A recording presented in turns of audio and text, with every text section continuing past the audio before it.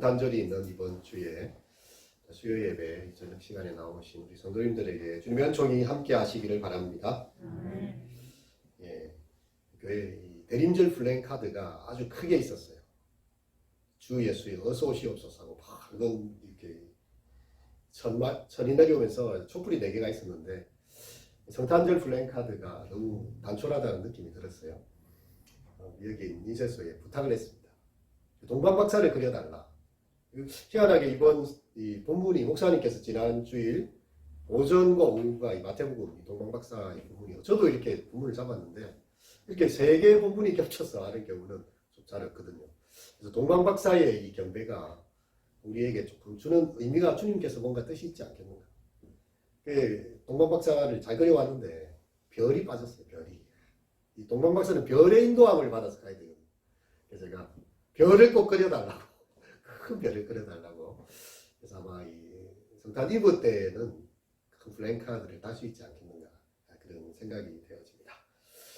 여러분이 성탄절에 우리가 이렇게 외치는 중대한 구호가 있죠. 천사들의 노래에서 나왔던 하늘에는 영광이요 땅에는 기뻐하심을 입은 사람들 중에 평화로다. 하늘에는 영광, 땅에는 평화가 이루어져야 하는데요. 우리가 사는 세상에 땅에는 전쟁이 가득합니다. 사실 지금도 코로나와의 전쟁을 치르고 있는 상황들이고요. 경제전쟁을 치르고 있고 나라들마다 또 개인들마다 전쟁을 치르고 있는 그런 상황들. 바이러스 전쟁이라는 책이 나왔어요. 우리 인류는 엄청난 전쟁을 치르면서 살고 있다는 거예요. 이 땅에 평화의 날들이 그리 많지 않았다는 거죠. 제가 오늘만 해도 그냥 통화하다가 가까웠던 이렇게 지인들 중에 코로나가 확진돼서 병원에 격리된다는 소식을 2사람이나 들었어요. 코로나가 멀리 있는 이야기가 아니고 잘 아는 분들이 갑자기 확진 양성 판정이 나와서 3사람을 들었네요, 제가. 그냥 이제 이거 뉴스가 더 이상 아닌 거예요. 이거는 나도 걸릴 수 있는 거고, 뭐 누구나 걸릴 수 있는 지금 대확산에 어느 때보다도 가장 코로나가 왕성한 시기가 지금 현재입니다. 이 땅에 얼마나 전쟁이 많았는지 여러분 기억하시겠지만 2003년에는 이라크전이 있었습니다. 2001년에는 9.11 테러가 있었고요. 1991년에는 걸프전이 있었습니다. 1975년 캄보디아의 킬링필드가 있었습니다. 1964년에는 베트남 전쟁이 있었고요. 1950년에는 우리가 잘 아는 한국 전쟁이 이 땅 가운데서 벌어졌죠. 1939년에는 2차 세계대전이 있었고요. 그리고 1차 세계대전이 그 앞에 있었습니다. 1914년 12월 24일이에요. 이 성탄절을 앞둔 이브였습니다. 그날에 눈이 엄청 내리는 날이었습니다. 그때 이 군인들이 노맨스 랜드라고 해서 사람이 거주할 수 없는 땅, 오직 죽음만이 있는 땅이라고 부르는 그 참호지대에서 연합군과 독일군이 서로 총을 겨누면서요. 한 치의 땅을 더 차지하기 위해서 그 눈 내리는 참호 속에 이렇게 있었습니다. 여전히 춥고 축축한 그 속에서 크리스마스 이브를 보내게 됐던 이 장면들이 얼마나 마음이 외롭겠습니까? 바로 그때에 믿을 수 없는 일이 일어났죠. 누가 갑자기 Holy Night, Silent Night 우리 아는 이 고요한 밤 거룩한 밤을 그냥 찬송을 캐롤송을 불렀던 거죠. 바로 그때에 이 독일군 참호 속에서 그냥 그 노래가 흘러나오고 있었는데요. 그때 갑자기 또 군인들이 이야기합니다. 오늘은 크리스마스 이브잖아. 오늘은 내일 크리스마스고 오늘 크리스마스 이브잖아. 그냥 모든 이 군인들이요. 이 독일군이든 연합군이든 다들 이제 감동이 됐어요. 환호를 했어요. 다 같이 합창이 되었습니다. 맨 처음에 고요한 밤 그 독창처럼 시작된 그 한 노래가요. 양쪽에서 막 코러스를 넣으면서 막 노래가 이렇게 합창이 되어졌습니다. 그리고 이제 거짓말 같은 일들이 일어나기 시작했어요. 그냥 크리스마스였기 때문에 예수님이 오신 날이었기 때문에요.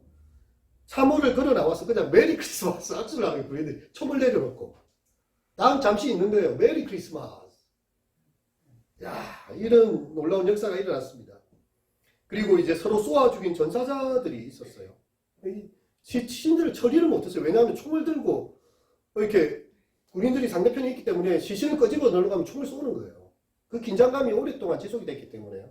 전사자들의 시신이 부패되고 있고 냄새가 나는데도 치울 엄두조차 되지 못하다가 합동 장례식을 치릅니다. 함께 기도를 합니다. 서로 담배도 나눠 피고 이발도 해주고요. 서로 가족 사진을 나눠봅니다. 내 빨리 전쟁 끝나면 우리 집에 가서 크리스마스 해야 되는데 내년 크리스마스를 집에서 보낼 수 있겠지 이러면서 서로 사진을 보여주고요. 이 죽음의 땅 위에서 축구가 벌어졌어요. 경기 결과는 3대2로 독일이 이겼다.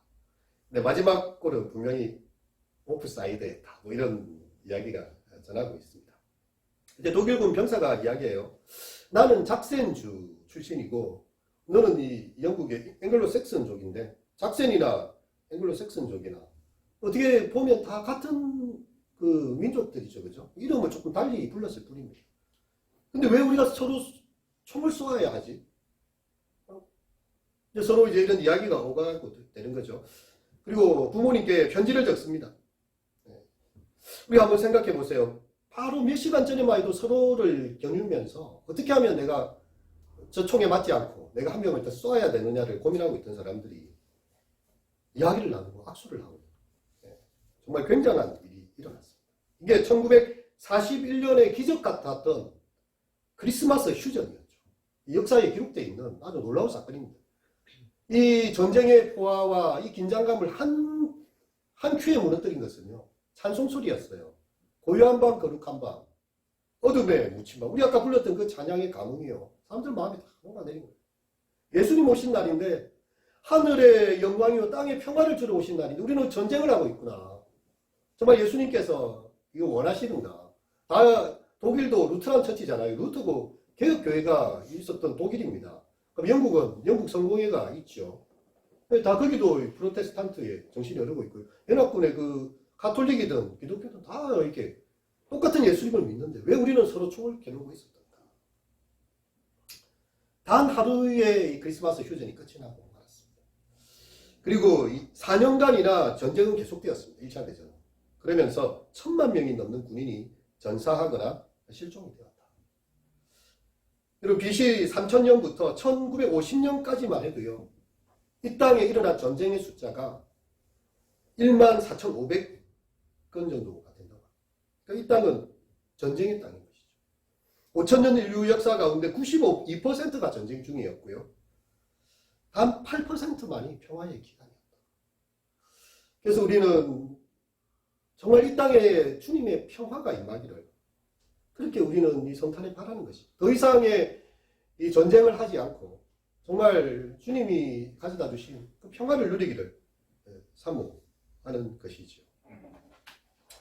오늘 우리는 예수님의 오시는 첫 성탄절, 첫 크리스마스의 현장으로 들어가게 됩니다. 박사들이 동방으로부터 별의 인도를 받아서 유대 베들레헴까지 이르는 그런 장면이죠. 헤로드 왕 때에 예수께서 유대 베들레헴에서 나심에 동방으로부터 박사들이 예루살렘에 이르러 말하되 유대 베들레헴으로 오는 중에 그들이 생각을 했겠죠. 그래도 왕이라면 적어도 예루살렘에서는 수도에서 나지 않겠는가. 왕이 나는데 예루살렘이지. 우리가 그런 말 하잖아요. 말은 태어나면 제주도 보내고 사람은 태어나면 서울로 보내고. 그러니까 요새는 개천에서 날 용이 없답니다. 다 한강에서 났네요. 그 우스갯소리로 하는 말이 이렇게 할아버지의 재력이 있어야 된대요. 애를 2호선 라인을 보는 2호선이 이제 여러분 말하는 우리가 아는 흔히 서울대와 이화여대, 연세대 이렇게 다니는 2호선 라인. 애들이 2호선을 타고 학교 다니려면 할아버지의 재력이 있어요. 과외비를 아버지 재력도 아닌데 아이들을 만들어내는 거예요. 그리고 아빠의 철저한 무관심. 아빠가 인성교육이 어떻고 애가 이런 이야기하면 안 되는데 지금 성적을 올려야 되기 때문에 아빠는 무관심하고 엄마의 놀라운 정보력이 필요하다는 거예요. 그래서 입시 제도가 워낙에 그거 하니까. 그러고 이제 아이의 엉덩이가 필요하다는 거예요. 머리로 공부하는 게 아니에요. 쭉 치고 앉아가지고 엉덩이로 공부해야 돼요. 여러분 그 라인 속에 모든 것이 만들어지고 있어요. 개천에서 날 용이 없어요. 그렇게 하는데 요즘도 그런 말이 있는데요. 당시에도 안 그랬겠습니까? 왕이 나셨다 하면 저 큰 별에 인도가 있다면 예루살렘이겠지. 그들은 예루살렘으로 찾아왔습니다.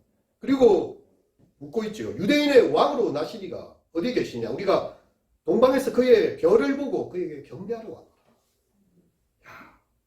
이 왕을 찾는 그 오랜 여행자들의, 동방의 박사들의 당당한 외침입니다. 근데 헤로드 왕과 온 예루살렘이 듣고 기뻐한 게 아니에요. 소동을 했다고 했어요. 또 무슨 피바람이 닥치려나. 헤롯이 어렵게 정권을 잡고 헤롯은요 자기의 가족들까지 다 죽였어요. 자기의 정권에 위해가 된다 생각하면 자기 가족들까지 피를 흘리는 그런 왕이었거든요. 근데 왕이 났다고 하니까 이제 소동하기 성에 또 누가 잡혀 죽을란지 알 수가 없는 상황이 된 것입니다. 소동합니다. 여러분, 우리는 이 동방 박사들이 누구인지를 한번 질문해 보게 되는데요. 오늘 본문에서 나타난 것은 한 가지밖에 없지요. 별을 보고 그에게 경배하러 왔다. 그 별이 징조가 보통 징조가 아니었던 것입니다. 이 박사들은 별을 연구하는 사람들이었어요. 하늘을, 천문을 보는 사람들이었다는 거죠. 이 동방의 이 박사들은 이게 성경 배경 주석에 보면요 그런 이야기가 나와 있습니다. 점성술사였다 이런 말도 있어요. 그들이 헬라와 로마 세계에서 하늘의 별을 보면서 천문을 연구하면서 뭔가 시대의 큰 징조를 읽는 사람들이었다는 거죠. 이 동방을 가르칠 때에는 메소포타미아, 오늘날의 이라크 지역을 보통 지칭하기도 합니다. 그래서 이 별을 연구하는 천문학자들이 저 별과 이 시대의 어떤 징조, 이 시대의 큰 변화에 대해서 이렇게 아주 정교하게 연구를 하면서요 중요한 분이 탄생하는 것이 분명하다는 거죠. 이들은 유대인들이 아닙니다. 이 선지자들의 말을 듣는 하나님을 섬기는 이스라엘 백성들이 아니에요. 그냥 이방의 박사들이지만 그들은 시대의 징조를 읽을 줄 아는 사람들이었습니다. 정말 큰 왕이 나신다는 것을 알았던 것이죠. 확신하고 먼 여행길을 찾아왔습니다. 근데 아이러니한 것은요, 유대의 통치자인 헤롯이나 모든 제사장들이나요, 그 서기관들, 이런 사람들은 예수님의 탄생에 대해서 소동을 했어요. 당황해야 했습니다. 지금 메시아가 태어나면 안 되는데, 지금 여기서 이러면 안 되는데, 라는 것이었고요. 도리어 우리가 왕께 경배하러 하고자 하노라 했던 사람들은요, 메시아가 찾아오리라고 기대조차 안 했던 이방인들이었다는 거죠. 그들이 도리어 경배하기 위해서 그에게 경배하고자 왔다고, 예배드리고자 왔다고 이야기를 하고 있는 것입니다. 먼 길입니다. 오늘날도 여행길이 결코 만만치가 않죠. 그 당시에는 얼마나 더 심했겠습니까? 우리가 성경을 읽을 때 잘 읽어야 되는데요. 나중에 이렇게 베들레헴에 갔을 때에 어떻게 되어 있나요? 어디로 들어가서 경배했다고 되어져 있습니까? 네, 집에 들어갔어요. 자, 이거 굉장히 성경에 잘 안 가르쳐줘요. 성경 잘 읽어야 돼요. 동방의 박사들이 별을 본 때하고 집에 도착한 때는 상당한 시간이 있습니다. 우리가 이제 성탄 장식을 하거나 이렇게 할 때 보면 동방 박사하고 누굽니까 그 목자들을 같이 배치해 놓잖아요. 완전 다릅니다. 시간대가.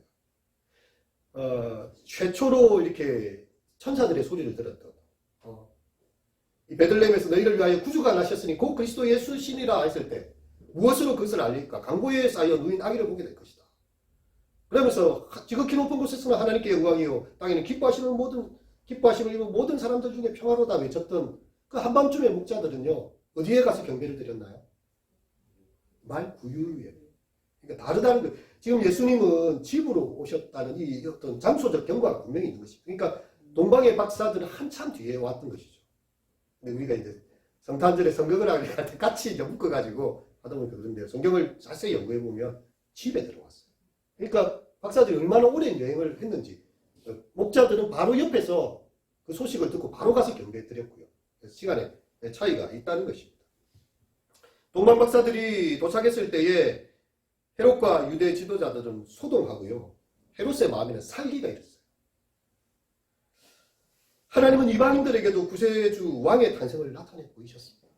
그것을 알아차리고 먼 길에서 이렇게 경배하러 왔는데 그들은 정말 왕을 모셔야 될 그 이사야 선지자, 예레미야 선지자, 그 이전에 수많은 모세의 율법과 그 모든 것들을 가지고 있던 이스라엘의 지도자들은요 소동하면서 그분을 맞아들이지 못하는 아주 대조적인 모습이 등장하고 있는 것입니다. 여러분, 우리는 과연 주님을 어떻게 여러분 생각하고 계십니까? 교회 안에 있는 우리보다 어쩌면 교회 밖에 있는 그 사람들이 예수님을 더 정확하게 볼 수 있는지도 모르겠어요. 우리는 너무 타성해졌어요. 맨날 하는 크리스마스, 맨날 하는 부활절. 여러분, 맨날 하는 게 아닙니다. 예. 여러분, 우리에게 이것을 통해서 우리에게 계속 묻고 있는 것이죠. 너희는 과연 예수 그리스도를 주인으로 모셔들었느냐? 우리 성경의 말씀을 듣고 연구하는 일에 익숙해져 있습니다. 설교를 듣는 일에 너무 익숙해요. 자, 이번만 해도 지금 이 똑같은 본문을 3번을 설교 듣습니다. 이 목사님은 또 어떻게 이걸 또 해석을 할까? 저 목사님은 어떻게 해석할까? 사실 그건 중요한 게 아니죠. 내 마음에 나는 그리스도를 경배하고 있는다는 것이죠. 한 말씀이라도 내게 떨어져서 정말 주인, 나 인생의 주인은 나의 왕은 그리스도 예수십니다라고 고백이 이루어져야 되는데 내 교회 다닌 지가 벌써 10년 됐고 20년 됐고 30년 됐고 50년이 되었는데 근데 예수님이 그 마음이 없어요. 무늬만 예수쟁이가 되는 것입니다. 여러분, 단적으로 하나 묻겠습니다. 만약 오늘 예수님께서 찾아오신다면 재림의 주님으로 오늘 밤에 그냥 찾아오세요. 예수님께서. 아니면 개인적으로도 찾아오실 수 있겠죠. 이제 나와 함께 천국에 가자. 그럼 여러분이 아니 손을 들고서 환대하면서 아멘 주 예수여 어서 오시옵소서 라고 정말 기뻐하겠습니까? 아이고 예수님 지금 오면 안 되죠. 내가 겨우 지금 이제 고생해서 이제 조금 살만한데 주님 한 1년 후에 시집이나 가고 장가나 가고 아니 우리 애가 시집가고 장가가고 손주나 보고 아니 그렇게 오셔야지 지금 이렇게 당장 찾아오시면 날들은 어떡하라는 겁니까? 예. 여러분 우리 당황하지 않겠습니까? 정말 예수님께서 오늘 밤 찾아오셔서 나와 함께 천국에 가자 하면 아멘 주 예수여 어서 오십시오. 정말 기뻐서 정말 세상의 모든 것이 분토화가고 오직 주님으로 내가 만족하여서 기쁜 마음으로 훌훌 터리고 가실 수 있겠습니까? 바로 그런 질문인 거죠. 지금까지 살아왔던 모든 삶에 그것이 주님을 기다리는 삶이었다면요. 이 땅에 어떤 것들도 다 잊어버리고 주님 오늘 밤 나 부르신다면 기쁨으로 가겠습니다. 저는 제 친구의 전화를 듣게 됐는데 아버님이 급속하게 악화가 되셔서 몸이 이렇게 항암하시다가 호스피스 병동을 급하게 찾아 응급실로 해서 호스피스로 간대요. 여러분 우리가 어떤 부르심이 있게 될지 아무도 모릅니다.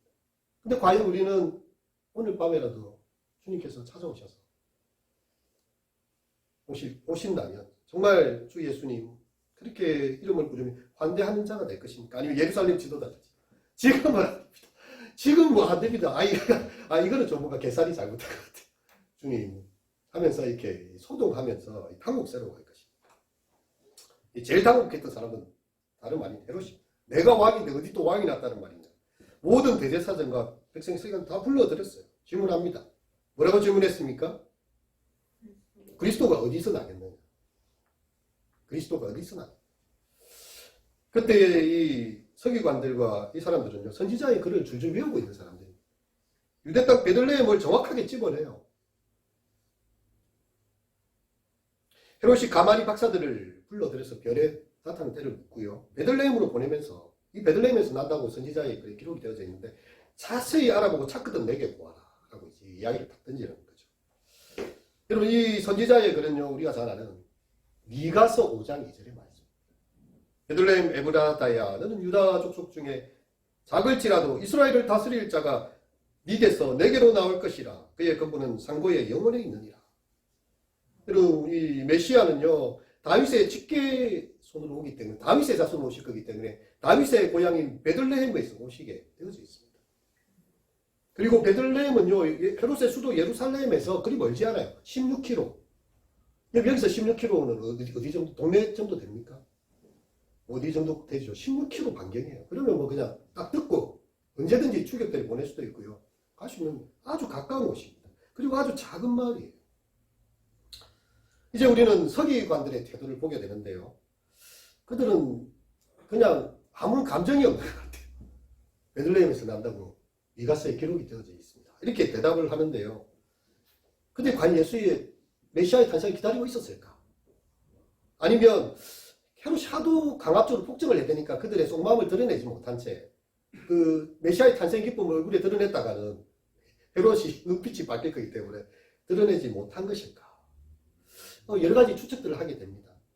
하지만 우리는 나중에 보게 되지만 서기관들과 제사장들이 예수님을 십자가에 못 박는데 가장 앞장서서 일을 하게 됩니다. 결국 그들은 메시아를 원하지 않았던 것이죠. 거북스러운 존재였다는 거예요. 왜 이렇게 성경에 박식한 사람들이 오랫동안 신앙생활을 잘하고 성경을 줄줄 외고 서기관들이 성경을 쓰는 게 자기들 일이잖아요. 이 사람들이 당시에 가장 지식적이고 엘리트들이었는데 왜 그렇게 그리스도의 탄생에 무관심했을까?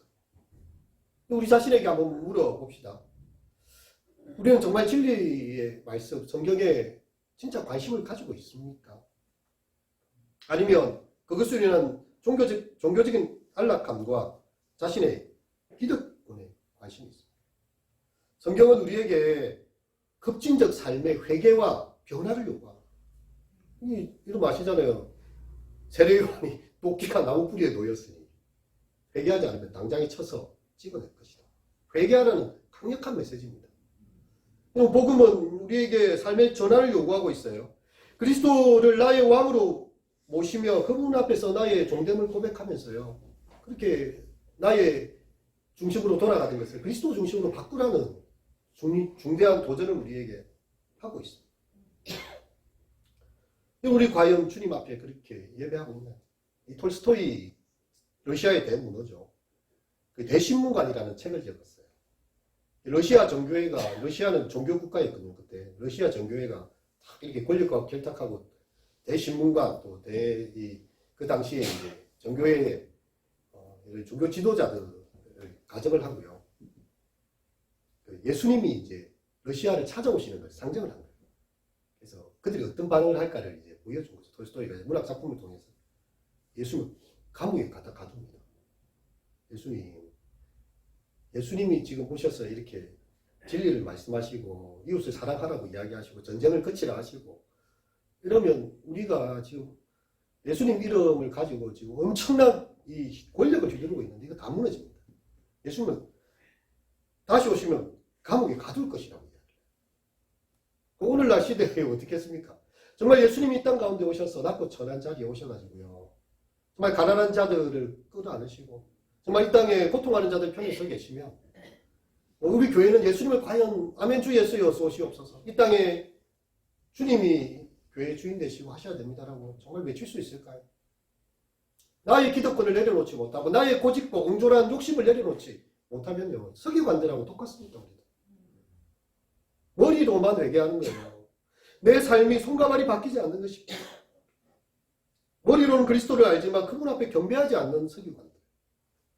순종과 헌신이 없는 예배를 드리는 것은 하나의 종교적 행위로 전락할 뿐입니다. 정말 주님께서 받으시는 경배가 무엇일까? 예수님께서 이야기하셨잖아요. 양과 염소를 딱 나눌 때에 양의 편에 있고 염소 편에 있는 사람, 염소 편에 있는 사람들이 와서 막 예수님 앞에서 예수님 이야기를 해요. 내가 배고플 때 너희가 내게 먹을 것을 주었느냐? 내가 목마를 때 마시게 하였느냐? 내가 가난할 때 돌보았느냐? 밤을 갇혀서 찾아봤느냐? 예수님 언제 우리 곁에 오셨습니까? 이 지극히 작은 자 하나에게 한 것이 곧 내게 한 것이다. 그리고 이제 반대편에 있는 사람들에게 양에 있는 편에 물어보죠. 내가 가난할 때 돌아보았고 감옥에 갇혔을 때 찾아와 보았고 우리 주님을 그렇게 대접한 적이 없는데요. 주님 언제 왔다 가셨습니까? 저는 기억이 안 납니다. 이 너희 가운데 지극히 작은 자 하나에게 한 것이 곧 내게 한 것이다. 예수님께서 분명하게 말씀하시잖아요. 보이지 않는 하나님을 섬긴다고 종교적 의식에 떠드는 게 중요한 게 아니라요. 교회 주일학교 아이 하나를 안아주고 교회 새신자 한 명이 잘 정착하도록 그의 마음을 돌보아주고 우리 가운데 아프고 연약한 사람이 있으면 예수님 섬기듯이 그냥 섬기는 그것이 내게 한 것이다. 보이는 형제를 사랑하지 않는데 보이지 않는 하나님을 어떻게 사랑하겠나? 우리를 통해서 우리는 우리 가운데 연약한 자들을 두심으로써 그들을 사랑함으로 주님을 사랑할 수 있게 이미 만들어 놓으셨는데 우리는 하나님을 경배하러 가느라고 예수님을 이렇게 놓치고 있는 거죠. 우리 잘 아는 예수님의 그 선한 사마리아인의 비유 있지 않습니까? 제사장은 이유가 분명해요. 예배하러 가야 되는데 피를 묻히면 안 돼요. 나는 예배가 중요한 것입니다. 레위인들도 예배를 보조하는 자들이고 이 시체를 만지면 안 돼요. 이 괜히 사람 데려가다 시체가 돼버리면 예배를 하러 간다는 중요한 자기들의 어떤 종교적인 이유가 있었습니다. 그래서 이제 죽어간 사건을 베푸고 간 것이죠. 그들이 전혀 무시하고 사람 축에도 끼지 않은 사마리아 사람은요, 자기 부비를 드리면서 이 사람을 데려다가 이 주막에 갖다 주면서요, 내가 이 사람 꼭 살려달라, 돈이 더 들면 내가 반드시 올 때 갚아주겠다. 여러분, 누가 과연 그의 이웃이 되겠느냐고 예수님께서 질문을 하시죠. 예수님 섬기는 것이 저 멀리 뭐 이렇게 혼자서 막 이렇게 있는 그런 게 아닙니다. 엑스타시 상태에 혼자 들어가갖고 이런 게 아니에요. 안 믿는 사람들이 예수를 믿는 사람들을 보면 잘 알아요. 저 진짜 예수입니다. 저거는 진짜 이 종교를 믿는 종교적 사치꾼이라는 걸 안 믿는 사람들이 딱 보면 압니다. 왜냐하면 그 사람들은 딴 게 안 보이거든요. 이웃을 어떻게 사랑하는지를 그들 눈으로 보기 때문에 보이지 않는 하나님은 잘 몰라요. 하지만 보이는 하나님을 믿는다는 사람이 하는 말은 알아요. 그 사람을 품어주는 말을 하고 용서해주고 이해해주려고 하는 일. 독서를 날리면서 아니 목사님 혹은 저기 교회 장로님 권사님이 저런 말을 해도 되나? 그 사람들은 벌써 아는 거죠. 말과 인격과 삶이 딱 드러나는 거예요. 그냥. 그래서 불신자한테 딱 물어보면 그 교회는 가볼 만한 교회입니다. 이러면 이 교회는 진짜 교회예요. 그 교회는 정말 이웃을 사랑합니다. 약자들을 돌보고요. 그리스도의 사랑이 곳곳에 넘칩니다. 그 교회가 진짜 교회가 되는 것입니다. 이제 헤롯을 보게 되는데 동방 박사들에게 자신도 그리스도께 경배하러 가겠다는 뻥을 치고 있죠. 아주 교활한 헤롯입니다. 하지만 나중에는 군사들을 풀어가지고 그 동네의 아이들을 다 죽이는 그런 일을 하게 됩니다. 내가 왕인데 유대 땅에 누가 왕이 있단 말인가? 자신의 권력과 기득권을 위협하는 것이면 메시아라도 죽여야 된다는 것이죠. 우리 속에는 헤롯이 없을까요? 내 속에는 헤롯이 없을까요? 내 삶의 주인으로 그리스도가 모셔지지 않는다면요, 내 인생에 내가 주인인데 예수님조차도 나의 시종을 삼는 거죠. 나의 욕심을 이루어주는 수단으로. 예수님이 말씀하시고 종이 듣겠나이다가 아니라 내가 원하는 그분이 반드시 이루어져야 되는, 나를 섬겨줘야 되는, 나의 욕심을 이루어줘야 되는 우상처럼 대한다면요, 그게 헤롯이에요. 원래 헤롯이 아닙니다. 예수님의 기도는요, 아버지의 뜻대로 되길 원하는 거예요. 나의 원대로 마시고 주님 뜻대로, 아버지 뜻대로 마시고, 그게 하나님을 섬기는 예가 아닙니다. 이제 우리는 박사들의 경배를 보게 됩니다. 박사들은 동방에서 보던 그 별의 인도를 받아 악이 있는 곳으로 가고 있어요. 별이 머물 때에 그들은 매우 크게 기뻐하고 기뻐하더라. 너무 마음이 기쁜 것입니다. 기뻐하는 사람들은 동방의 박사들밖에 없었어요. 집에 들어가서 아기와 마리아와 함께 있음을 보았고요. 엎드려 경배하며 보배함을 엽니다. 황금을 드리고 유황과 모략을 드립니다. 이게 다 의미가 있죠. 황금은 왕에게 드리는 예물이고요. 유황은 제사장에게 드리는 그런 것입니다. 모략은요, 십자가의 죽음과 부활, 예수님께서 죽으시고 부활하실 것을 보여주는 아주 대표적인 상징적인 물건들이 되는 것입니다. 그들이야말로 진실로 그리스도를 섬기고 예수님께 예배하는 자가 되었던 것입니다. 우리가 마지막에 주목해 보는 것은요, 그들이 꿈에 하나님께서 말씀해 주십니다. 헤롯에게 돌아가지 말고 다른 길로 가라고 합니다. 그래서 다른 길로 꾸부게 가죠. 그들에게 헤롯은 왕이 아닙니다. 그들에게 진정한 왕은요, 아기 예수님입니다. 자신에게 보상도 해줄 수 있고 혹은 위협도 할 수 있는 것은 헤롯이었지만 그들은 그들의 그 길을 따르지 않고요, 오직 꿈에서 지시함을 받은 대로 그것을 따라 다른 길로 돌아가게 되는 것이죠. 우리 사랑하는 성도 여러분, 정말 우리가 이 크리스마스를 정말 기대하면서 그분을 기쁘다 구주 오셨네, 만백성 맞으라, 우리 정말 그런 기쁨의 예배를 드리고 있는지, 아니면 맨날 오는 크리스마스 올해도 왔구나 이렇게 그냥 습관적으로 또 지나는지 우리 자신에게 물어보시고, 정말 이번 크리스마스에는 나의 주 그리스도를 나의 중심 가운데 정말 모셔드리고 나의 잘못된 것을 회개하고 주님 앞에 경배하는 동방박사와 같은 그런 예배가 될 수 있기를 진정으로 축원드립니다. 네, 기도하도록 하겠습니다.